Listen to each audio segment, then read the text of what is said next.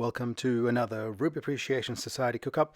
Today we're going to cook up a couple of pork ribs cut in a St. Louis style from our mates at rangemeats.com.au. To begin with, I like to inspect the racks, see what I'm up against, look for any excess meat or fat or any imperfections that I'd like to clean up. Part of this is also to see how many ribs at the end of the rack I would like to remove to square up both racks to make them look neat and presentable. As I am cooking up at home, I try not to waste too much meat if possible, and any decent meat I cut off I will use up to test out other rub and sauce combinations during the same cook-up, or as a completely separate cook-up for the kids.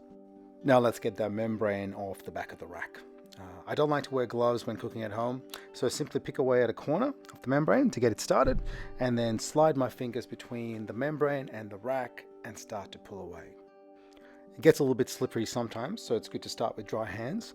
If you are wearing gloves, you can do the same with a butter knife to get started, and use some paper towel to get that grip and to pull that membrane off. As you've all probably seen ribs being cleaned up on many YouTube videos, I'm just going to speed this up and get to the end of the second rack being cleaned up. And just about done. Now I'm going to trim off that bit of connecting muscle you see from off the back of the rack. It's a decent piece of meat, not too fatty, and I will be cooking it up separately with a couple of different rubs just to see what the flavor combinations do for future cook-ups. And once that's trimmed off, I like to straighten the rack out by cutting out one or two small bones off the end of the rack. Generally, and sort of in comp, I suppose you would cut a little bit more off to straighten that rack out, but because I am cooking at home, I want to get as much meat and much bones in this rack so the family can enjoy it. I like to use a filleting knife to trim my meat. I find it a lot easier to move around the bones and sort of tricky bits of fat you need to cut off, and you get the job done a lot faster. And that's pretty much all I want to be cutting off at the moment, or trimming. I'm not too worried about taking off too much of that fat. There's a bit of bone jutting out there, but again, cooking at home, so I will leave it in for this cook-up. No one's really judging this except for me and the family. To bind the rub to the rack, I like to use your garden variety yellow mustard. I've tried water, oil, or even no binding agent at all and found mustard works best for me.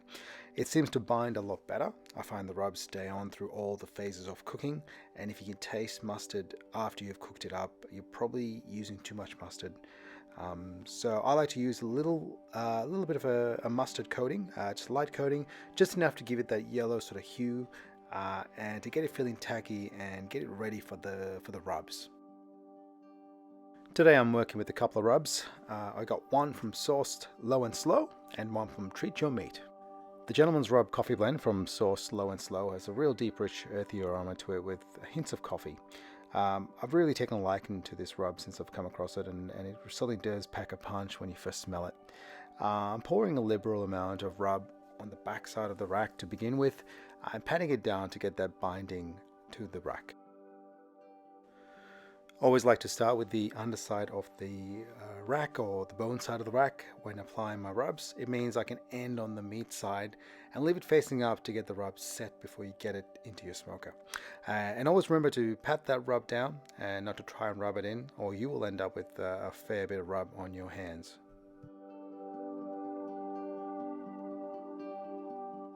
The second rub I'm using today is the Red Hot Chick from Treat Your Meat. This one's a smoky flavored rub that has a punch in your face cayenne pepper hit. It's a little bit more powdery and a lot more spicy than your average rub.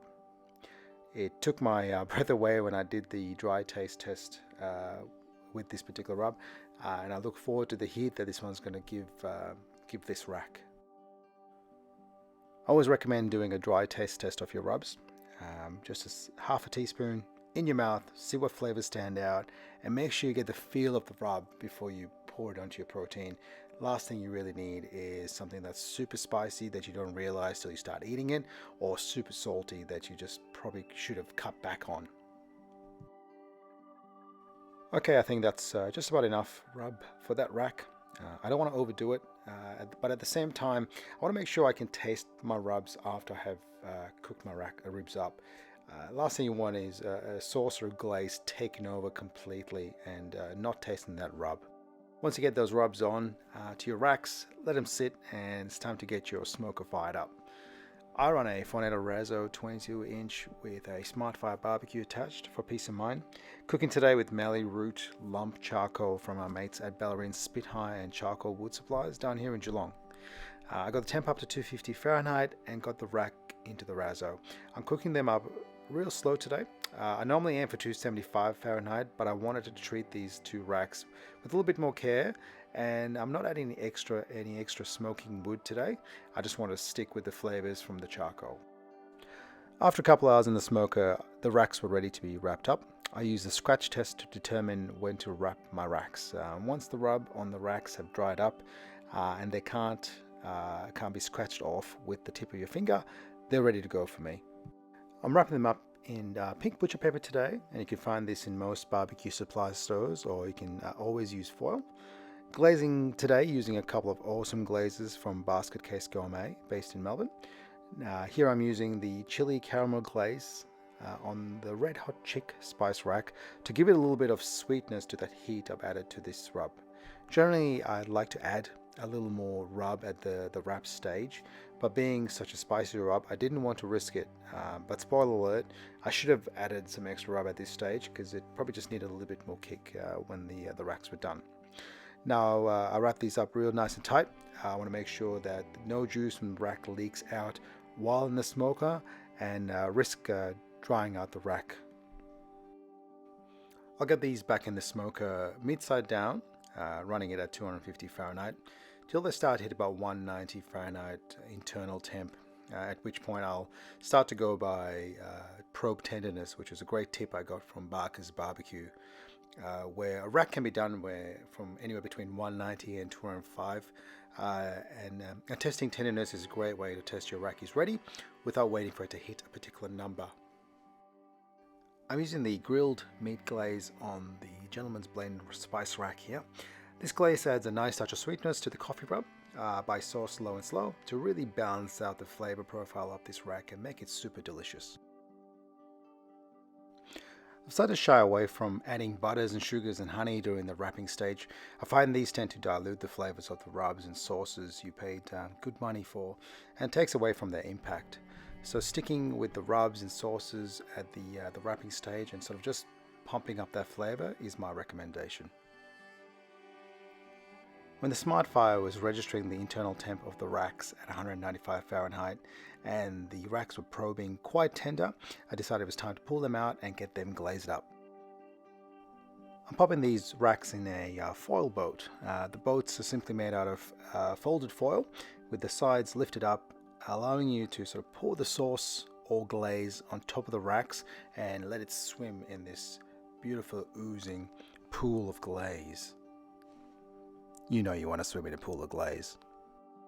Right here is the grilled meat glaze from Basketcase Gourmet going onto the rack with Sauc'd Lownslow's Gentleman Blend coffee rub. At this stage you could add a little bit more of the rub as well to give it a little extra kick, and really depends on how much longer you want to put it back in the smoker and glaze it up. Being a home cook-up, I'm not too worried about the brush marks, but both these glazes were sitting at room temperature and were easy to pull out, and once cooked up you wouldn't notice the brush marks when you are dealing with such amazing glazes.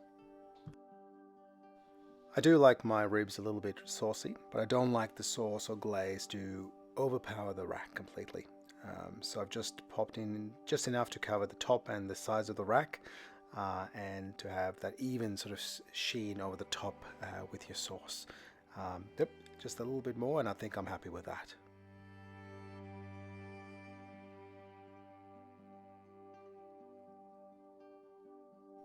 Now I'm just going to glaze up the Treat Your Meat Red Hot Chick rack with the chili caramel glaze from Basketcase Gourmet.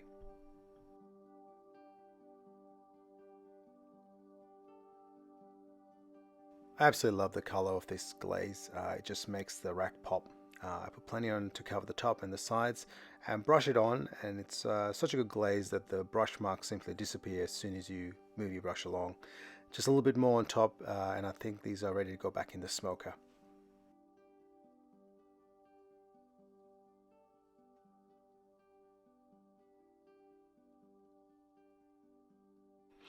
The racks sit in the smoker for about 30 to 45 minutes for the glazing to set.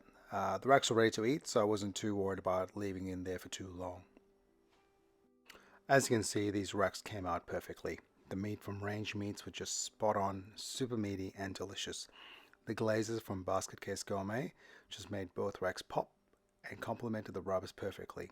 And now that was the Sauc'd Lownslow's Gentleman's Blend Coffee Rub and the Treat Your Meat Red Hot Chick Rub. If you'd like to see more of what the Rib Appreciation Society do, check us out on Instagram. And don't forget to like and subscribe below to see our next cook-up.